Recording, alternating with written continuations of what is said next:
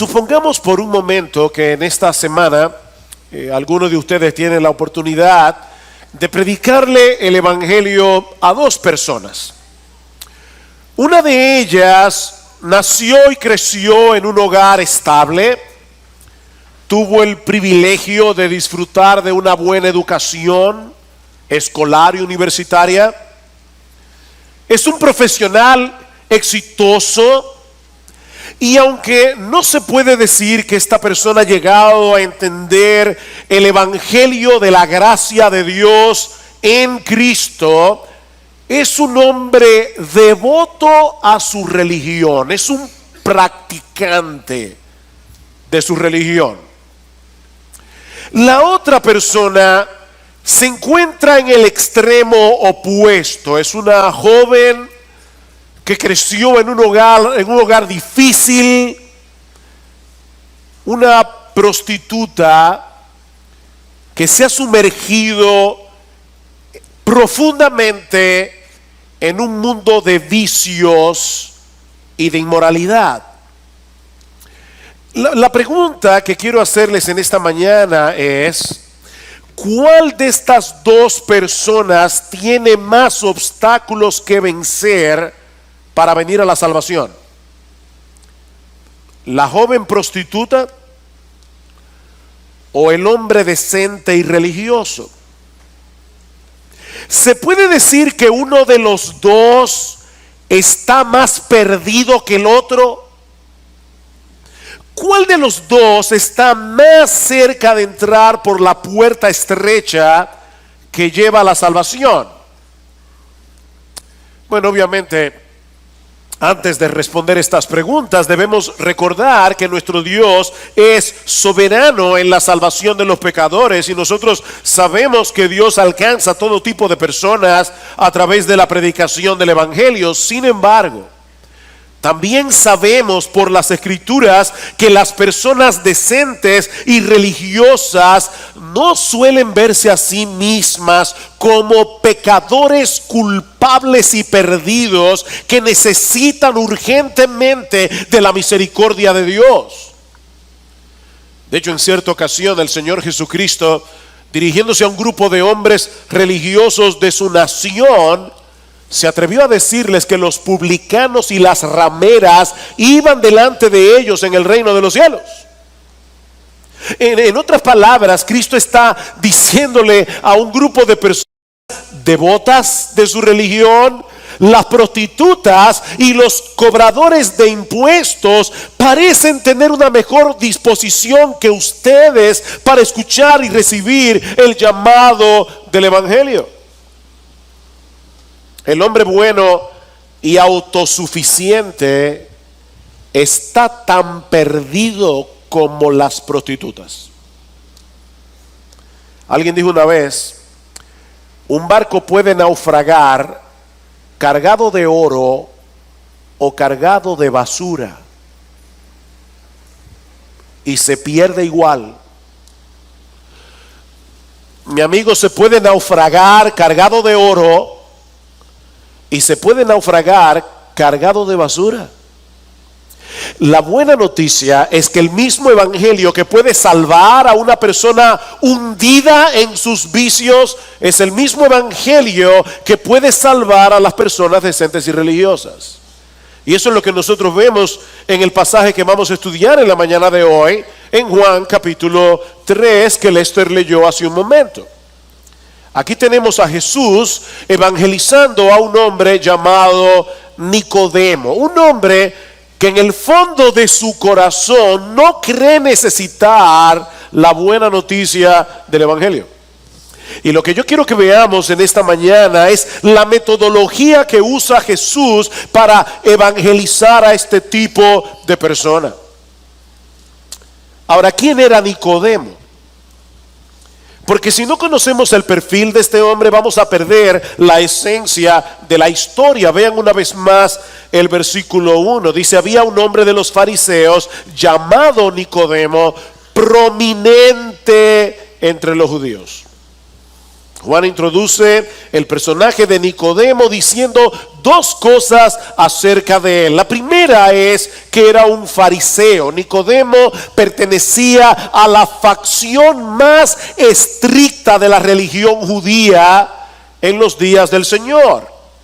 Estos individuos eran tan escrupulosos, eran tan quisquillosos en el cumplimiento de la ley, que en los días de Jesús se decía, había un dicho de que si solo dos personas llegaban al cielo, con toda seguridad una de ellas era un fariseo.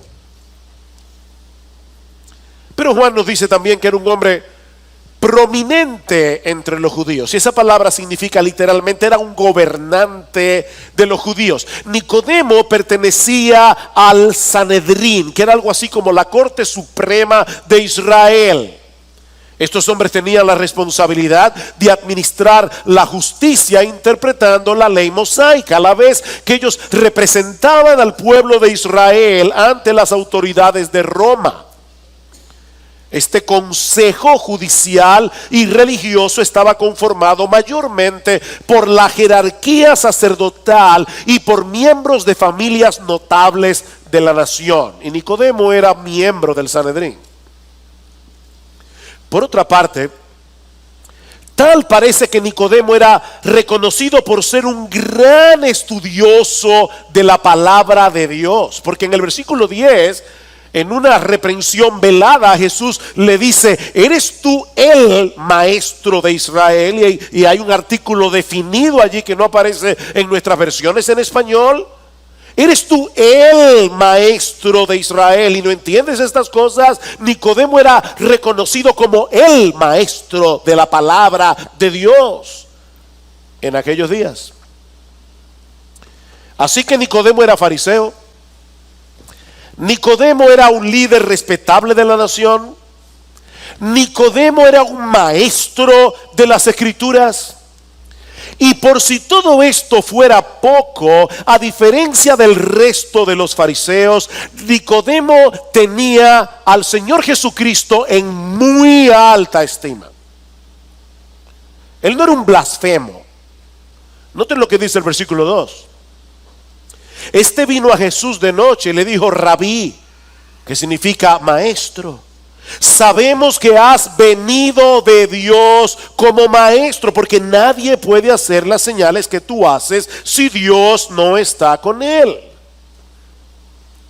Mientras otros fariseos menospreciaban a Jesús y lo aborrecían, Nicodemo lo veía como un maestro de la verdad enviado por Dios mismo.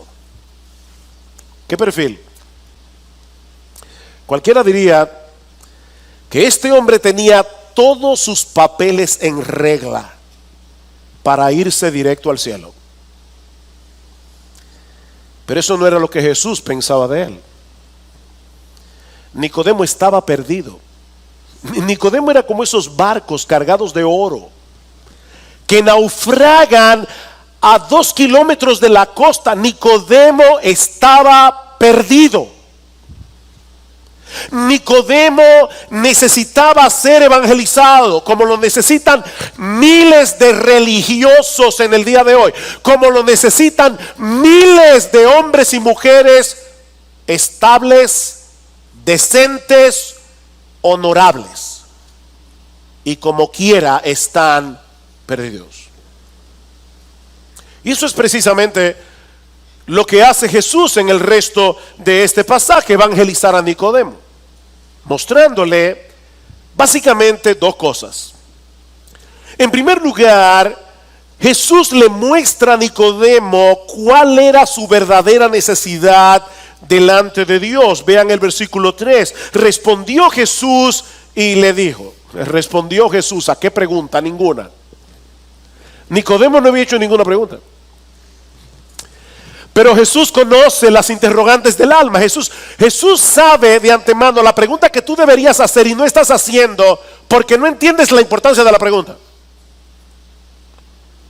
Esto no es un trabalengua. Lo que estoy tratando de decir es que nosotros a veces somos tan ignorantes que ignoramos lo que deberíamos saber que ignoramos para buscar la respuesta. Pero como lo ignoramos, no buscamos la respuesta y no preguntamos nada.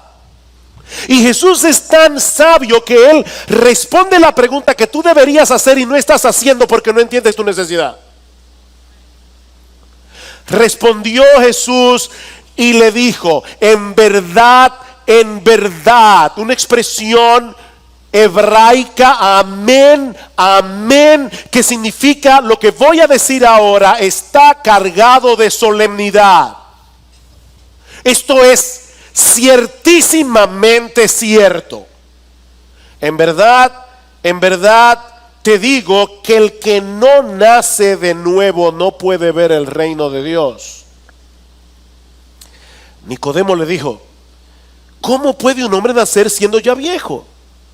¿Acaso puede entrar por segunda vez en el vientre de su madre y nacer? Jesús respondió, en verdad te digo que el que no nace de agua y del Espíritu no puede entrar en el reino de Dios. Noten esa expresión dos veces, el que no nace de nuevo, el que no nace del agua y del Espíritu. Es una necesidad universal, no solamente de Nicodemo, de cualquier ser humano. Cualquiera que no nace de nuevo no va a entrar en el reino de los cielos. Jesús le está diciendo a este hombre, Nicodemo, a pesar de tu religiosidad, a pesar de tu decencia, aún a pesar de la buena opinión que tú tienes acerca de mí como maestro de la verdad, tú necesitas nacer de nuevo. Nicodemo, tú viniste dañado de fábrica, al igual que el resto de los mortales, de manera que para poder entrar en el reino de Dios,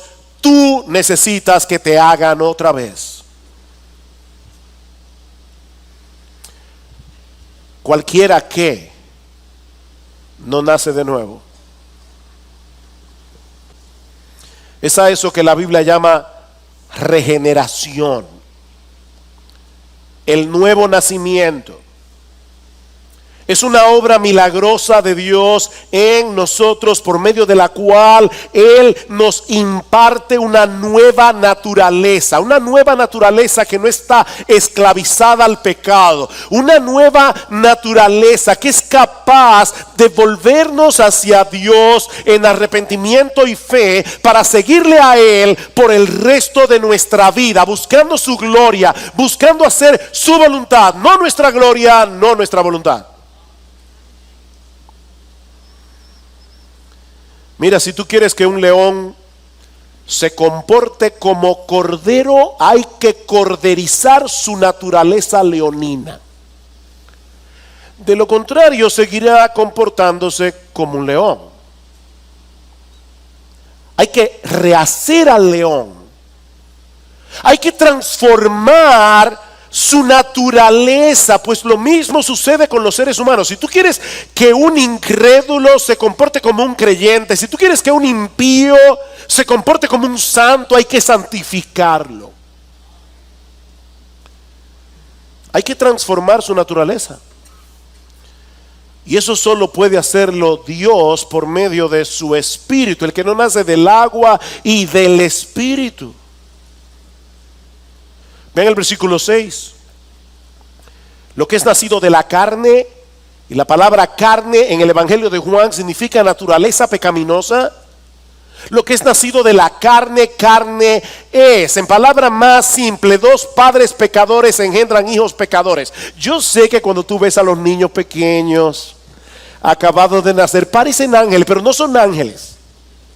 No son ángeles, vienen con una tendencia hacia el pecado, vienen con una inclinación a querer hacer su voluntad. ¿Sabes por qué? Porque tú eres pecador, tu esposa es pecadora y tuvieron un hijo pecador. Lo que es nacido de la carne, carne es. Dos padres pecadores engendran hijos pecadores, pero lo que es nacido del Espíritu, Espíritu es. Así que Nicodemo, versículo 7, no te asombres. No te maravilles, Nicodemo, de que yo te haya dicho que os es necesario nacer de nuevo, a ti y a toda tu comitiva de fariseos. Os es necesario nacer de nuevo para entrar en el reino. ¿Saben lo que eso significa? Que todos nacemos afuera. Hay que entrar en el reino. Todos estamos afuera. Hay que entrar en algún momento por la puerta estrecha. Y la única manera, dice Cristo aquí, es el nuevo nacimiento. Una experiencia que ningún ser humano puede producir por sí mismo. Así como tú no tomaste la decisión de nacer en este mundo, tú tampoco tomaste la decisión, si eres cristiano, de nacer de nuevo. Y si tú estás aquí sin Cristo, tú no puedes tomar la decisión ahora mismo de regenerarte. Tú no puedes engendrarte espiritualmente a ti mismo, no puedes. Escuchen lo que dice Jesús en Juan capítulo 1, el Evangelio de Juan, en Juan capítulo 1, hablando de Jesús, dice: a los suyos vino y los suyos no le recibieron. Versículo 12: pero a todos los que le recibieron les dio el derecho de llegar a ser hijos de Dios, es decir, a los que creen en su nombre, que no nacieron de sangre, ni de la voluntad de la carne, ni de la voluntad del hombre, sino de Dios. ¿Y qué significa eso? Bueno, que aquellos que creen en Jesús primero fueron engendrados por el Padre. Y dice Juan aquí, que esos que fueron engendrados no nacieron de voluntad de sangre. Es decir, esto no es hereditario. Niños que están aquí, escúchenme bien, si sus padres son cristianos, eso no los hace a ustedes cristianos. La salvación no se hereda, eso es algo que cada cual tiene que buscar en la presencia de Dios. Es una transacción personal entre cada individuo y Dios. Esto no se hereda, no es de sangre. Pero en segundo lugar, dice Jesús, ni es de la voluntad de la carne, es decir, nadie puede por su propia iniciativa hacerse nacer de nuevo. No es de la voluntad de la carne, tampoco es de la voluntad del hombre, dice Jesús. En otras palabras, tú no puedes hacer que otro nazca de nuevo. O sea, esto no se hereda. Tú no puedes hacerte nacer de nuevo a ti mismo. Y si tú eres cristiano, tampoco puedes hacer que otro nazca de nuevo. Por más que tú quieras que tus hijos sean creyentes, tú no puedes regenerarlos. Eso no es de la voluntad del hombre, sino de Dios. Sino de Dios. Esta es una obra completamente divina. Solo el Espíritu Santo puede producir el nuevo nacimiento. Y Él lo hace cuando quiere y donde quiere. Versículo 8. Capítulo 3 otra vez. El viento sopla donde quiere. Aquí hay un juego de palabras. La palabra neuma en griego significa tanto viento como espíritu. Es por eso que las llantas o las gomas, como decimos nosotros, de los automóviles se llaman neumáticos porque están llenos de aire. La palabra viento es neuma en griego. La palabra espíritu es neuma. Es lo mismo que en hebreo. Es la palabra ruach, que significa viento y significa espíritu.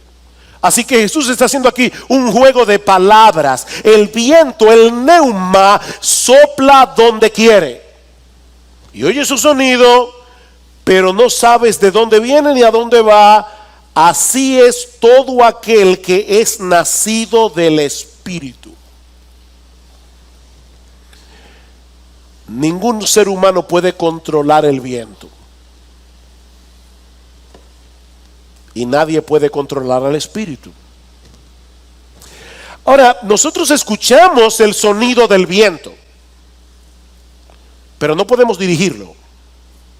Y de la misma manera nosotros podemos ver el impacto de la obra soberana y misteriosa del Espíritu en una persona. Nosotros vemos, esa persona antes era así y ahora es de esta otra manera. Nosotros vemos que hay un cambio, no es perfecto, pero nosotros vemos que hay una obra que se ha hecho en esa persona que nosotros no podemos explicar psicológicamente. Nosotros no podemos explicar cómo el apóstol Pablo, que aborrecía a los cristianos, que aborrecía el nombre de Jesús, de repente se convirtió el más grande evangelista del Nuevo Testamento. No podemos explicar eso,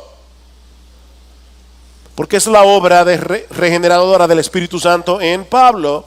es la obra regeneradora del Espíritu Santo en cualquiera de nosotros. Nosotros podemos ver el impacto, pero no podemos predecirla ni producirla.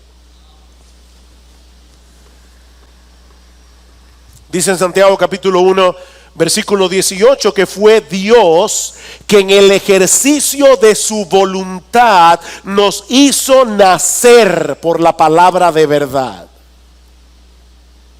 Tú entraste a este mundo porque tus padres te engendraron. Lo que Jesús está diciendo aquí es: nosotros no podemos entrar en el reino de Dios a menos que no nos engendre el Padre. Es una obra soberana de Dios. Ahora, por supuesto, para un fariseo como Nicodemo, todo esto resultaba muy confuso.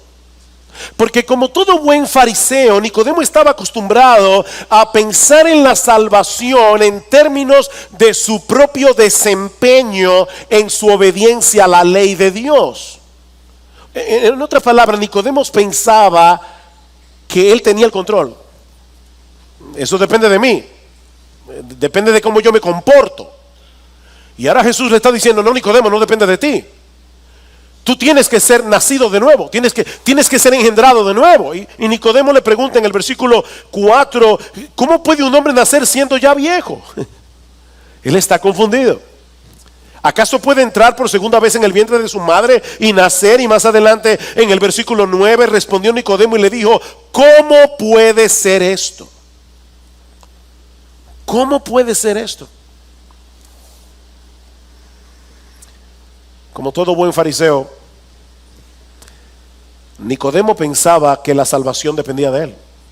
¿Ustedes recuerdan aquella famosa parábola en Lucas capítulo 18, los versículos 9 al 14, la parábola del fariseo y el publicano?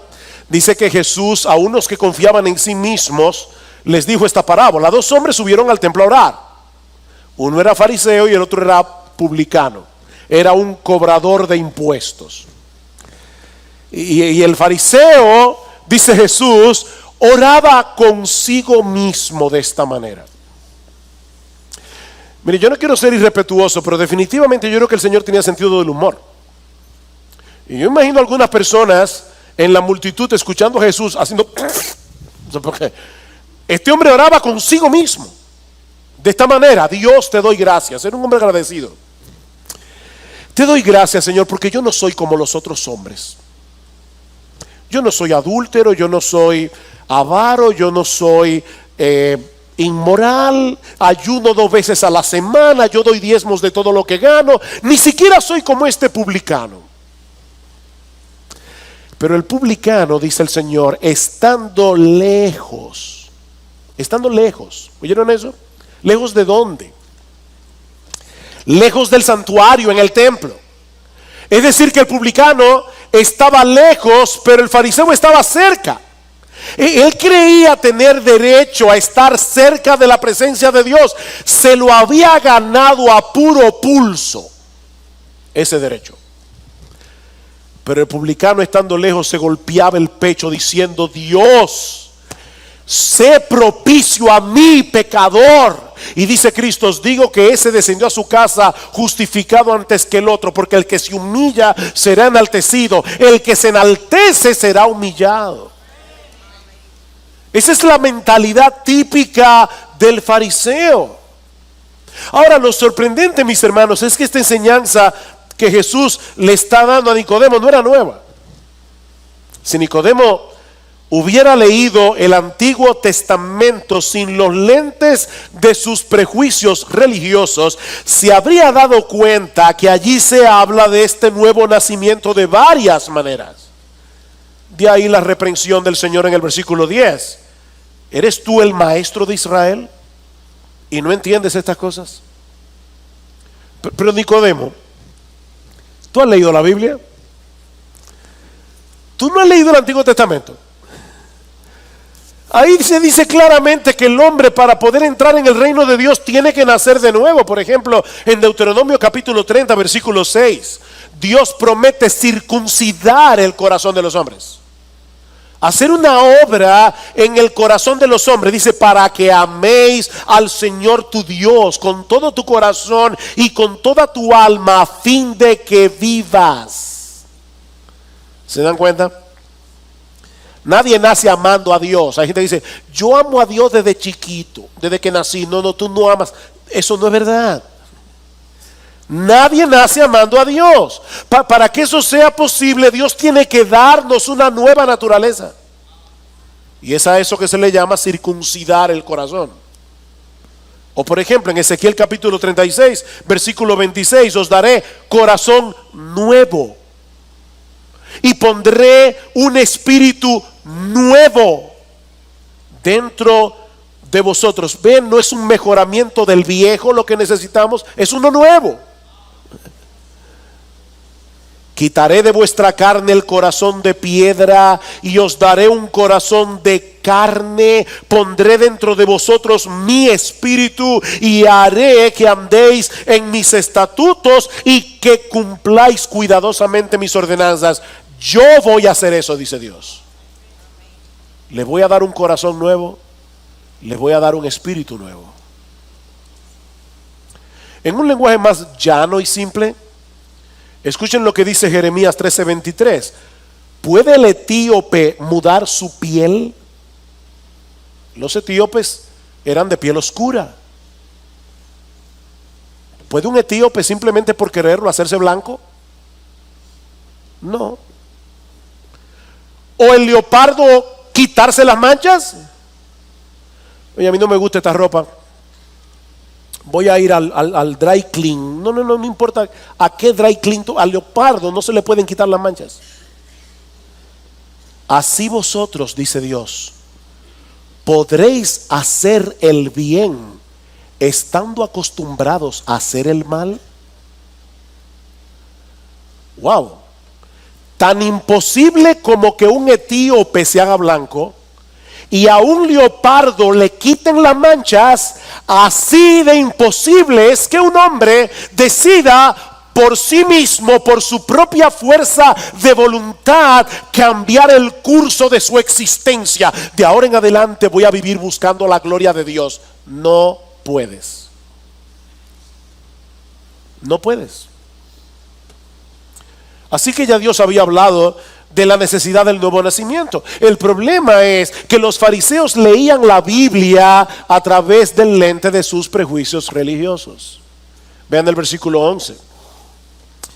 En verdad te digo que hablamos lo que sabemos. Y Cristo, yo creo que se está refiriendo allí a él y a Juan el Bautista.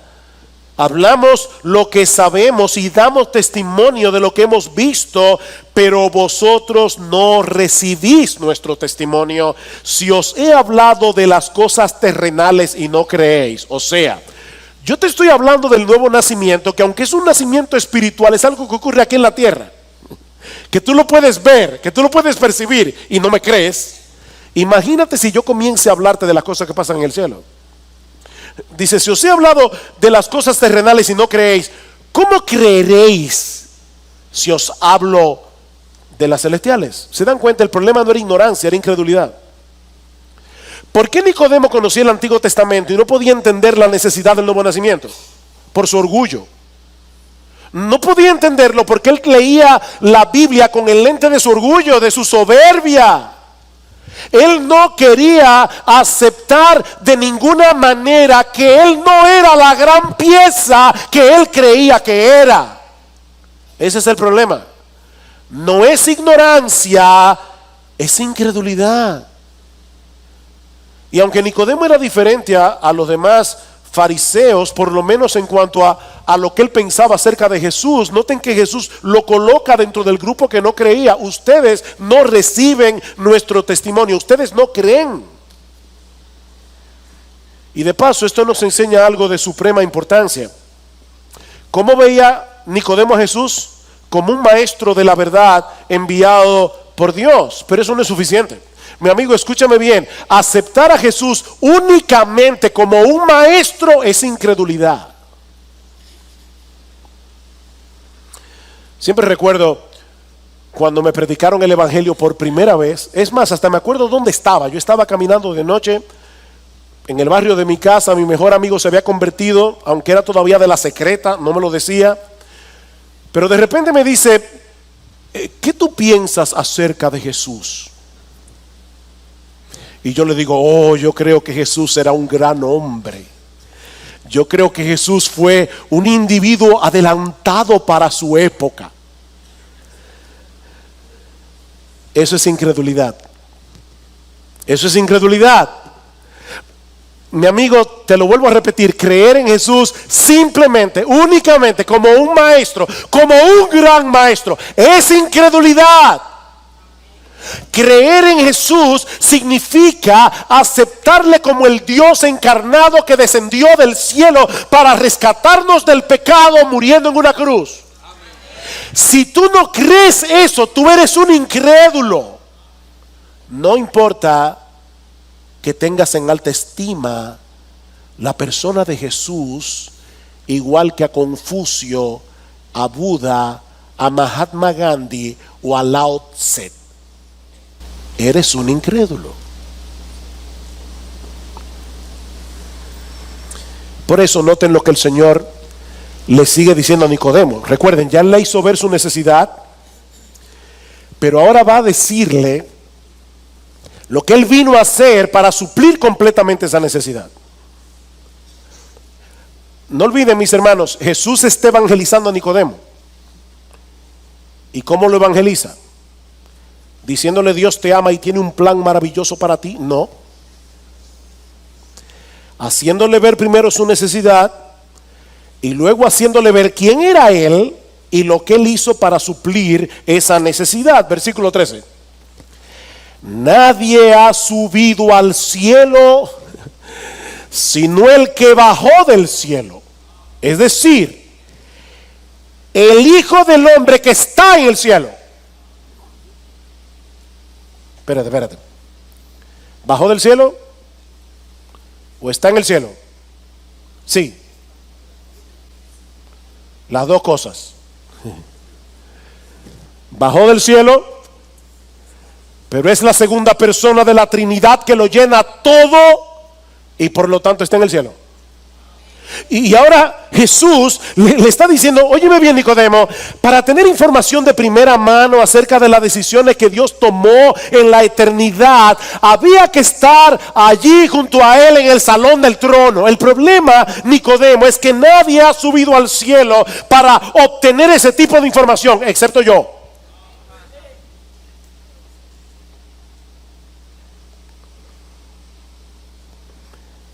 Nicodemo, cuando Dios estaba diseñando el plan de salvación, yo estaba allí. Así que haces bien en oír mi enseñanza, porque solo yo estaba allí. ¿Cómo comienza el Evangelio de Juan? En el principio era el verbo y el verbo era con Dios y el verbo era Dios. Estaba con Dios, prostonteón en griego. Estaba cara a cara con Dios, en perfecta comunión con Dios, y al mismo tiempo era Dios porque el verbo es la segunda persona de la Trinidad. Nicodemo, cuando esas decisiones se estaban tomando en el salón del trono, yo estaba allí. Así que escúchame con atención, Nicodemo, porque ahora voy a darte la clave que tú necesitas para interpretar correctamente las Escrituras, que tanto tú como el resto de los fariseos creen que conocen, pero no conocen. Versículo 14. Y como Moisés levantó la serpiente en el desierto, así es necesario que el Hijo del Hombre sea levantado, para que todo aquel que cree tenga en él vida eterna. ¿Te acuerdas, Nicodemo, de aquel episodio de número 21? Es una historia que se encuentra en Números capítulo 21. El pueblo de Israel ha sido rescatado de la esclavitud en Egipto, va por el desierto camino a la tierra prometida, a la tierra de Canaán, pero el pueblo de Israel se queja murmurando contra Dios, y básicamente lo que el pueblo estaba diciendo es que Dios era un mentiroso y que Dios era un genocida. Los judíos se atrevieron a decir en el desierto: nos sacaste de la esclavitud de Egipto con promesas mentirosas para traernos a este desierto y matarnos de sed. Wow. Qué acusación contra Dios. Y Dios, como castigo, porque el pecado merece la muerte, les envía serpientes venenosas que mordían a los israelitas y caían muertos en el desierto. El pueblo se humilla, pide perdón, y Moisés intercede por ellos delante de Dios. Y en respuesta a la petición de Moisés, Dios provee un medio de salvación para este pueblo pecador. Dios le ordena a Moisés hacer una serpiente de bronce, levantarla en un asta, y dice en Números 21:8: y cualquiera que fuere mordido por las serpientes y mirare a ella vivirá. Y Moisés hizo una serpiente de bronce y la puso sobre un asta, y cuando alguna serpiente mordía a alguno, miraba a la serpiente de bronce y vivía. Noten que esta serpiente de bronce no era preventiva, era curativa. En otras palabras, mirar a la serpiente no iba a impedir la mordedura, iba a impedir la muerte. Cualquiera que fuere mordido y mirare a ella vivirá. O sea, era después de la mordida, con el veneno ya circulando en sus venas, que los israelitas debían mirar a la serpiente de bronce y vivir. Pero también debemos notar que la salvación del pueblo de Israel en ese momento solo sería posible por un acto de fe en la provisión de Dios. ¿De qué se habían quejado ellos en su incredulidad? Se habían quejado de la provisión de Dios en el desierto. Ahora debían revertir ese pecado confiando en la palabra de Dios. Imagínense a un individuo, lo muerde la serpiente y le dicen: bueno, Dios ha provisto una serpiente de bronce. Déjame llevarte allá, mírala y vive. No, yo quiero un médico. ¿Cómo yo voy a estar de ridículo mirando una serpiente de bronce? No, que me busque un antídoto. Es que estamos en el desierto. Si un israelita se le hubiera ocurrido en aquel momento pedir que lo llevaran a emergencias, hubiera muerto en el camino. Había que mirar la serpiente de bronce. Solamente había que creer, solamente había que confiar en la provisión de Dios. No había otro medio de salvación. Ellos debían mirar con fe hacia la serpiente de bronce levantada por Moisés. No tenían que llevar a cabo ningún ritual, no tenían que caminar 10 kilómetros a pie, no tenían que subir una montaña golpeándose el pecho. No, simplemente debían mirar. Esa mirada era suficiente para que el veneno perdiera todo su efecto. Con eso en mente, volvamos a leer Juan 3:14. Y como Moisés levantó la serpiente de bronce en el desierto, así es necesario que sea levantado el Hijo del Hombre, para que todo aquel que cree tenga en él vida eterna. Cuando el Hijo del Hombre sea levantado. ¿Y eso qué significa? Vamos a Juan capítulo 12. Juan capítulo 12. Se pueden quedar con el dedito allí en Juan 3, pero en Juan capítulo 12, en el versículo 22, Felipe llega con Andrés delante de Jesús y les dice, mira, te están buscando unos griegos. Y Jesús les dice, versículo 23, Jesús les respondió diciendo, ha llegado la hora para que el Hijo del Hombre sea glorificado. En verdad os digo que si el grano de trigo no cae en tierra y muere, queda él solo, pero si muere, produce mucho fruto. Tú tienes que tomar la semilla, sembrarla en la tierra para que la semilla muera, se pudra y produzca fruto. Versículo 32. Y yo, si soy levantado de la tierra, atraeré a todos a mí mismo. Estos griegos que estaban buscando a Jesús, él está diciendo, va a llegar un momento en que de todas las nacionalidades van a venir a mí en arrepentimiento y fe, pero yo tengo que morir primero. Va a llegar el momento en que yo voy a ser levantado de la tierra y atraeré a todos a mí mismo. Versículo 33. Pero él decía esto para indicar de qué clase de muerte iba a morir. ¿Qué es lo que Jesús le está diciendo a Nicodemo? En Juan 3. Nicodemo, esa serpiente de bronce que Moisés levantó en el desierto no es más que un símbolo que apunta hacia mí.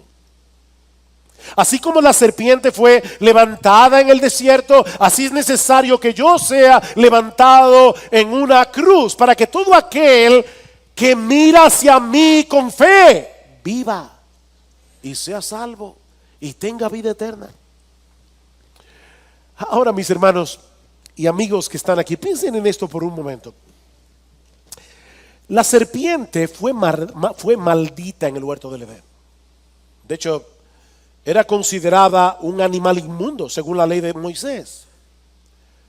Pero ese fue el animal que Dios escogió para que Moisés lo levantara en un asta para la salvación del pueblo.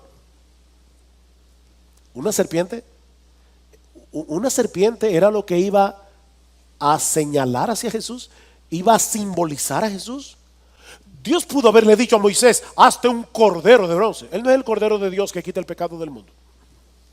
Moisés, hazte un cordero de bronce y el que mira a ese cordero vivirá. No, le ordenó que hiciera una serpiente, un animal maldito. ¿Saben por qué? Porque Jesús fue hecho pecado y fue hecho maldición en la cruz del Calvario para llevar nuestro pecado y nuestra maldición.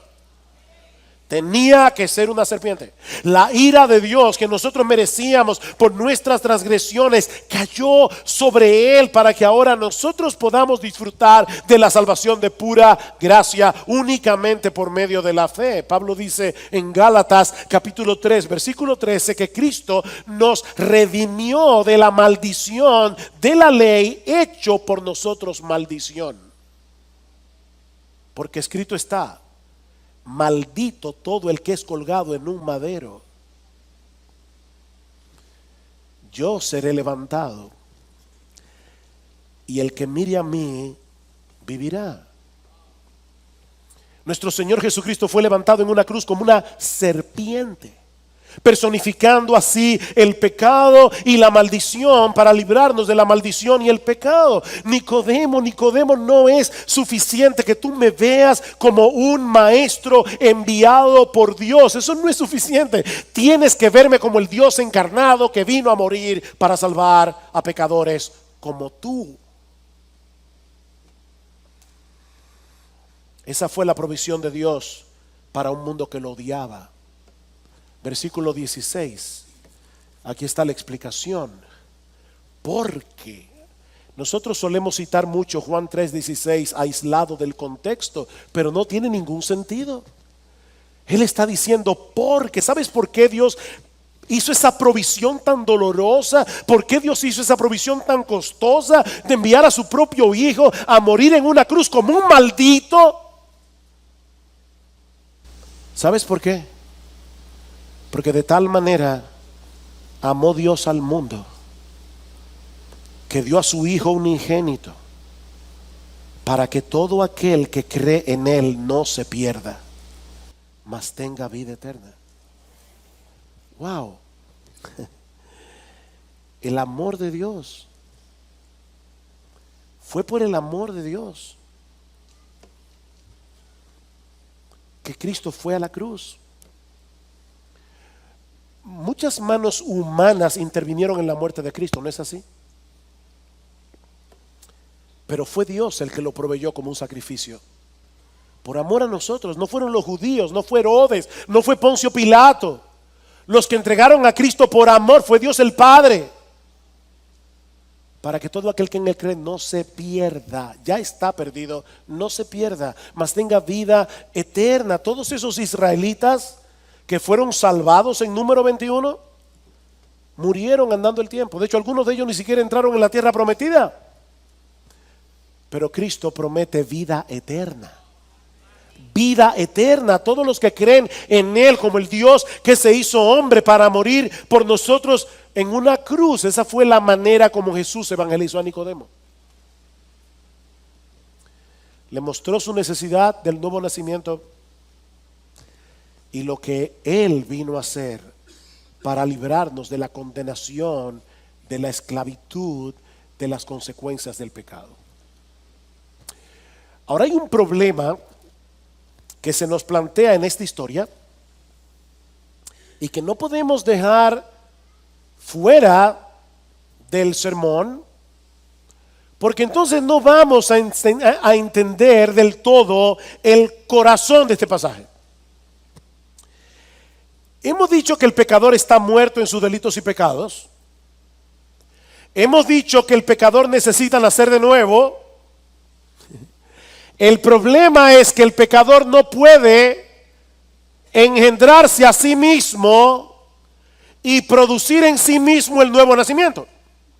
Y mientras no nazca de nuevo, no puede entender. ¿Cómo resolvemos el problema? No sé si se entendió el problema. Él no puede entender porque no ha nacido de nuevo. Pero resulta que él no puede producir el nuevo nacimiento. Dice en 1 Corintios capítulo 2 versículo 14, el hombre natural, el hombre no regenerado, el hombre que no ha sido engendrado por Dios otra vez, no puede entender las cosas que son del Espíritu de Dios, porque para él son locura y no las puede entender porque se han de discernir espiritualmente. Sin embargo, es interesante notar que Jesús no concluyó su conversación con Nicodemo en el versículo 12, cuando le dijo, ustedes no creen. Él le pudo haber dicho, bueno, Nicodemo, yo lo siento mucho, ya no podemos seguir hablando de nada más porque tú no has nacido de nuevo. Así que vuelve otra vez cuando tú tengas evidencias de haber nacido de nuevo y entonces yo te voy a dar más explicaciones. No, lo que hizo Jesús fue explicarle a Nicodemo quién era él y cuál era la naturaleza de su obra redentora por medio de la cual somos reconciliados por el Padre. ¿Y saben por qué Jesús hizo eso? Porque Dios ha decretado abrir los ojos de los ciegos, producir el nuevo nacimiento, traer entendimiento a la mente y al corazón de los pecadores cuando se les presenta en el Evangelio esta sorprendente imagen del Señor Jesucristo muriendo en una cruz por pecadores, haciéndose a sí mismo pecado y maldición. Cuando el Evangelio es predicado, cuando Jesús es presentado como aquel que fue levantado en un asta como una serpiente, hecho maldición, Dios obra por su Espíritu produciendo el nuevo nacimiento. Por eso es que Pablo dice, los griegos piensan que los griegos quieren oratoria, los judíos quieren señales, mas nosotros predicamos a Cristo y este crucificado, una necedad para el mundo, pero para los escogidos, poder de Dios y sabiduría de Dios. El poder de Dios se manifiesta salvando pecadores cuando el Evangelio de Jesucristo es proclamado por un ser humano mortal. Impresionante. ¿Qué dice Pablo? Yo quiero ir a Roma a predicarles el evangelio. ¿Saben por qué? Porque yo no me avergüenzo del evangelio, porque es poder de Dios para salvación a todo aquel que cree. ¿Y saben por qué el evangelio es poder de Dios para salvación a todo aquel que cree? Porque en el evangelio se revela la justicia de Dios por fe y para fe, como está escrito: el justo por la fe vivirá. No por su decencia, no por su religiosidad, no por su moralidad, no por ser una persona estable, por la fe. Por la fe. Todo lo que Nicodemo necesitaba y lo que necesita cualquier pecador que está aquí en esta mañana es mirar con fe hacia esa cruz, depositar toda su confianza en la obra perfecta de Cristo y será salvo. Sí, parece demasiado simple para obtener algo tan valioso, pero por simple y ridículo que te parezca, ese es el mensaje del evangelio que nuestro Dios nos envió a proclamar. De manera, mis hermanos, miembros de Iglesia Bíblica del Señor Jesucristo, que nuestra responsabilidad es predicar el evangelio, presentar a Cristo crucificado y dejar los resultados en las manos de Dios. Nosotros simplemente podemos predicar el evangelio, hacerle ver al pecador su propia impotencia y al mismo tiempo la toda suficiencia de Cristo para salvar. Debemos explicarles qué fue lo que sucedió en esa cruz. Que el justo murió por los injustos para llevarnos a Dios. Debemos llevarlos a mirar a Cristo como el sustituto de los pecadores, que siendo inocentes recibió el castigo que nosotros merecemos, para que ahora, y gloria a Dios por eso, podamos ser tratados por Dios como Él trata a Jesús.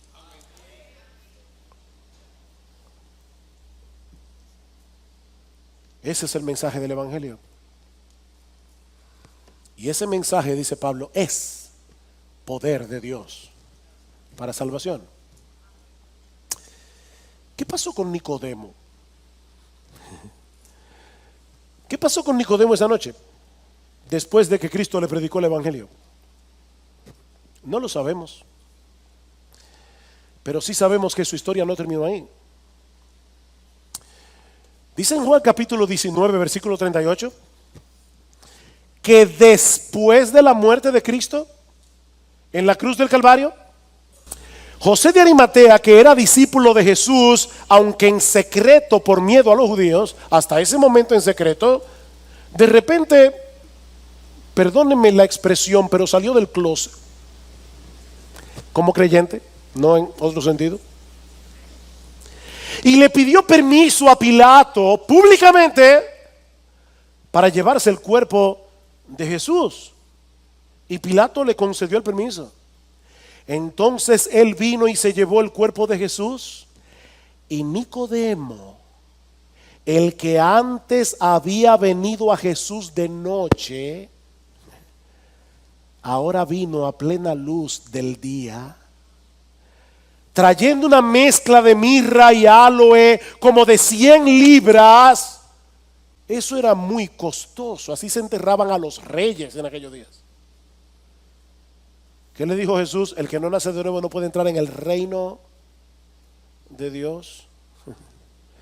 Y ahora José de Arimatea y Nicodemo le están dando a Jesús la sepultura que le corresponde a un rey. Entonces tomaron el cuerpo de Jesús y lo envolvieron en telas de lino con las especias aromáticas, como es costumbre sepultar entre los judíos. Tanto José de Arimatea como Nicodemo decidieron identificarse públicamente con Jesús en el momento más inoportuno, humanamente hablando, cuando Cristo parecía cualquier cosa menos un Mesías victorioso que vino al mundo a establecer el reino de Dios.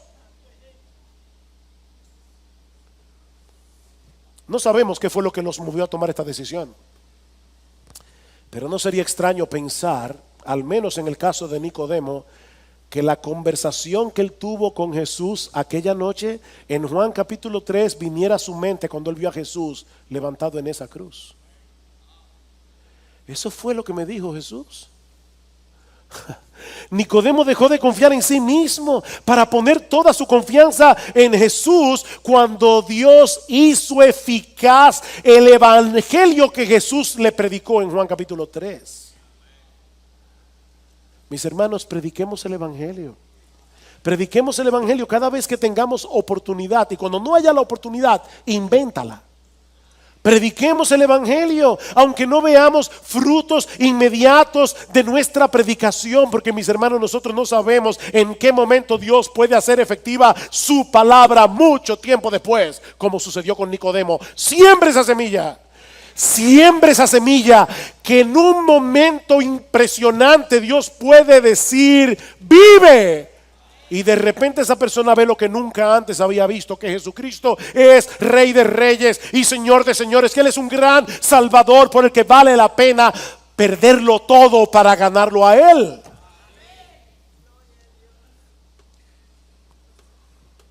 Y si tú estás aquí sin Cristo en esta mañana, mi amigo, yo quiero recordarte una vez más que el veneno del pecado ya está corriendo en tus venas. Ya tú fuiste mordido por la serpiente. El veneno del pecado ya está corriendo en sus venas, haciendo estragos en tu vida aquí y ahora, y empujándote hacia una condenación segura. Porque, amigo, algún día todos nosotros tenemos que presentarnos delante del tribunal de Dios para dar cuenta. Dice la Biblia que todas las cosas están desnudas y abiertas ante los ojos de aquel a quien tenemos que dar cuentas. Pero Cristo fue levantado en una cruz para pagar nuestra deuda con la justicia de Dios. Y todo lo que tienes que hacer es mirar hacia Él con fe. Mirar hacia Él con fe como el todo suficiente Salvador. Y recibirás en este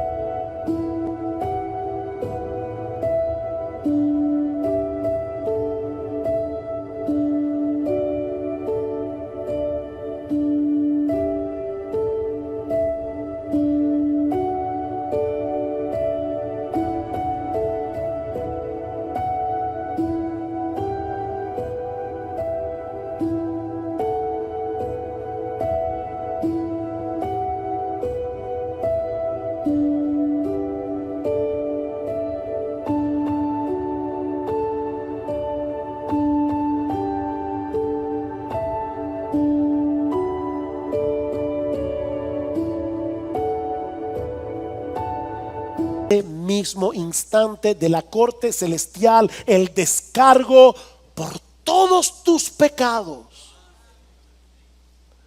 Y por si todo eso fuera poco, la justicia perfecta de Cristo será puesta en tu cuenta por medio de la fe.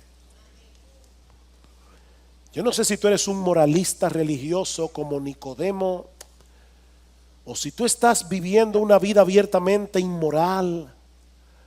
Lo único que yo sé por la palabra de Dios es que si tú pones toda tu confianza en Cristo como el único medio de salvación provisto por Dios, serás salvo, porque así lo promete la Biblia. De tal manera amó Dios al mundo que dio a su Hijo unigénito para que todo aquel que cree en Él no se pierda, mas tenga vida eterna. Pastor, yo no te entiendo. En la Biblia dice, según tú, o según Juan 3, que hay que nacer de nuevo. Y usted acaba de decirnos que no podemos producir ese nuevo nacimiento por nosotros mismos. ¿No será mejor que yo me quede tranquilo, sin hacer nada, y esperar que Dios haga esa obra en mí? No, mi amigo. La misma Biblia que dice que la salvación es una obra divina, también nos dice que los pecadores tienen la responsabilidad de arrepentirse y creer. De hecho, en esa misma conversación, escucha lo que Jesús le sigue diciendo a Nicodemo en el versículo 17: porque Dios no envió a su Hijo al mundo para juzgar al mundo, sino para que el mundo sea salvo por él. El que en él cree no es condenado. Nicodemo, el que en mí cree no es condenado, pero el que no cree ya ha sido condenado, porque no ha creído en el nombre del unigénito Hijo de Dios. De hecho, escuchen cómo Juan termina su evangelio.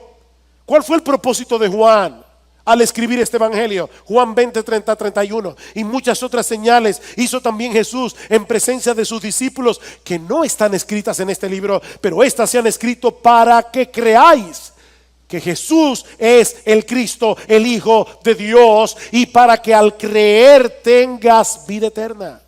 Este evangelio completo tiene como propósito persuadirnos a creer en Jesús para tener vida eterna en Él. Cuando Cristo le dijo a un paralítico, levántate y anda, él no tenía la capacidad de levantarse, pero confiando en la palabra de Jesús, él se levantó. No por él, sino por la palabra de Jesús. Tú eres ese paralítico. Tú no puedes creer por ti mismo. Tú no puedes arrepentirte por ti mismo. Pero tienes que creer y tienes que arrepentirte. Dice la Biblia que Dios manda a todos los hombres en todo lugar que se arrepientan. Confía en la palabra de Jesús y ahora mismo cree y arrepiéntete. Déjame ponértelo de otra manera. ¿Cuál fue el propósito de Jesús al decirle a Nicodemo que él necesitaba nacer de nuevo, sabiendo de antemano que Nicodemo no podía producir por sí mismo ese nuevo nacimiento? ¿Para qué se lo dijo? Para destruir en él ese falso sentido de autosuficiencia y mover a Nicodemo a dejar de confiar en sí mismo y a clamar por la misericordia de Dios. Si tú no puedes producir el nuevo nacimiento, pero tú sí puedes clamar por misericordia y por compasión hacia aquel que sí puede producirlo. Ven a Cristo. Ven a Cristo, pídele que te perdone, pídele que transforme tu corazón, pídele que cambie tu corazón de piedra en un corazón de carne. Deposita en Él toda tu confianza y serás salvo. Porque de tal manera amó Dios al mundo, que ha dado a su Hijo unigénito, para que todo aquel que en Él cree no se pierda, mas tenga vida eterna. Ven a Cristo.